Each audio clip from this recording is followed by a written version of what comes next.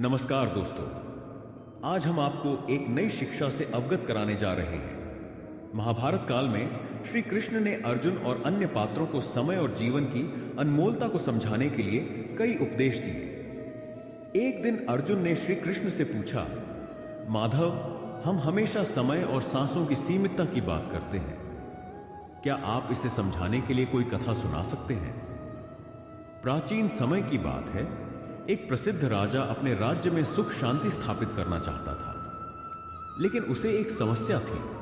वह समय और सांसों की अनमोलता को नहीं समझ पाता था। राजा ने श्री कृष्ण से इस विषय पर ज्ञान मांगा। श्री कृष्ण ने राजा को एक स्वर्ण घड़ी और एक दीपक दिया। उन्होंने कहा, यह स्वर्ण घड़ी तुम्हारे जीवन के समय को मापेगी और यह दीपक तुम्हारी सांसों का प्रतीक है।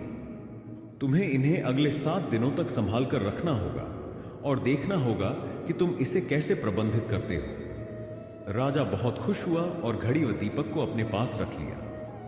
पहले दिन उसने उन्हें बहुत ध्यान से संभाला, लेकिन जैसे जैसे दिन बीते वह अपने राजकीय कार्यों में व्यस्त हो गया। 7वें दिन श्री कृष्ण वापस आए और देखा कि दीपक का तेल लगभग समाप्त हो चुका है और घड़ी धूल में ढकी हुई थी। श्री कृष्ण मुस्कुराते हुए बोले, राजन, यह घड़ी तुम्हारे समय की प्रतीक है और यह दीपक तुम्हारी सांसों का। तुम्हें इसे संभालने का समय मिला, लेकिन तुमने इसे व्यर्थ कर दिया।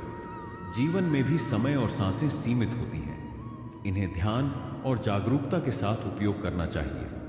इस कथा से हमें यह सीख मिलती है कि हमारी सांसें और समय दोनों ही सीमित हैं। जैसे दीपक का तेल खत्म होते ही उसकी ज्योति बुझ जाती है, वैसे ही हमारी सांसें खत्म होते ही हमारा जीवन समाप्त हो जाता है। इसलिए हर पल को सोच समझकर उपयोग करें और जीवन में सही कार्यों पर ध्यान केंद्रित करें। श्री कृष्ण ने यह भी कहा था, कालोस्मे लोकक्षयकृत प्रवृद्धो, अर्थात मैं समय हूं जो सबका संहार करता है। यह हमें याद दिलाता है कि समय की महत्ता को समझना और उसका सदुपयोग करना ही सच्चा जीवन है।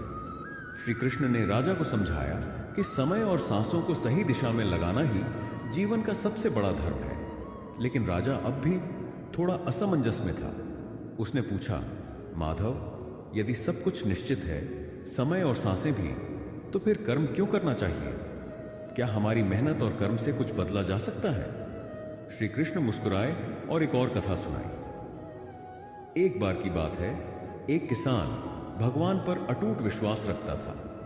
उसने अपनी फसल उगाने के लिए खेत में बीज बो दिए और प्रार्थना करने लगा, हे प्रभु, यह आपकी मर्जी है कि मेरी फसल कितनी अच्छी होगी। मैं तो सिर्फ आपकी मर्जी का पालन करता हूं।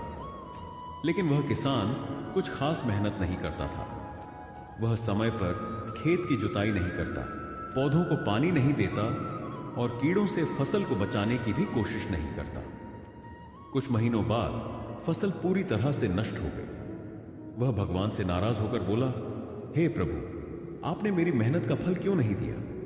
तभी भगवान प्रकट हुए और बोले, वत्स, मैंने तुम्हें समय, सांसें और अवसर दिए थे, लेकिन तुमने उनका उपयोग नहीं किया। यदि तुमने समय पर कर्म किया होता तो फसल अवश्य लहलहा उठती। याद रखो, तुम्हारे समय और प्रयास से ही तुम्हारा भविष्य बनता है। श्री कृष्ण ने राजा से कहा, कर्म ही धर्म है। समय और सांसें तुम्हें मिली हुई पूंजी हैं, लेकिन यदि तुम इन्हें सही दिशा में न लगाओ तो जीवन का फल कभी प्राप्त नहीं होगा। तुम्हारी मेहनत, ईमानदारी और सही निर्णय ही तुम्हारे भाग्य को आकार देते हैं। यह सुनकर राजा को अपनी गलती का एहसास हुआ। उसने कहा, माधव, अब मैं समझ गया हूं कि समय और सांसें अनमोल हैं। मुझे हर क्षण जागरूकता के साथ जीना होगा और अपने कार्यों को सही दिशा में लगाना होगा। श्री कृष्ण ने कहा, यह तुम्हारी पहली विजय है, समय और सांसों की महत्ता को समझना। अब तुम्हें यह देखना है कि हर दिन तुम्हारा समय कैसे उपयोगी बने। जीवन का हर क्षण तुम्हारे कर्मों से सुगंधित होना चाहिए। श्री कृष्ण ने अर्जुन को गीता में कहा था, योगः कर्मसु कौशलम, अर्थात कर्म में कुशलता ही योग है। इसका अर्थ है कि हर व्यक्ति को अपने समय और सांसों का सदुपयोग करते हुए ध्यान और कुशलता से अपने कार्य करने चाहिए। जो व्यक्ति समय की महत्ता समझता है और सही कर्म करता है वही सच्चे अर्थों में जीवन का आनंद प्राप्त करता है। समय और सांसें सीमित हैं, इन्हें व्यर्थ ना गंवाएं। हर क्षण का सम्मान करें और उसे अपने और दूसरों के लिए उपयोगी बनाएं। यही श्री कृष्ण का अमर संदेश है। समय, सांस और जीवन का सही अर्थ राजा ने श्री कृष्ण की शिक्षाओं को आत्मसात कर लिया। लेकिन वह एक और प्रश्न के साथ लौट आया। उसने पूछा, माधव, यदि सब कुछ तय है तो हम जो कर्म करते हैं उनका क्या प्रभाव होता है? क्या यह संभव है कि हमारे कर्म से नियति बदले? श्री कृष्ण मुस्कुराए और राजा को एक और कथा सुनाई। एक बार एक नदी किनारे एक नाविक अपनी नाव लेकर यात्रियों को पार करवा रहा था। एक दिन एक यात्री ने नाविक से पूछा, क्या यह सही है कि हमारी नियति पहले से तय है?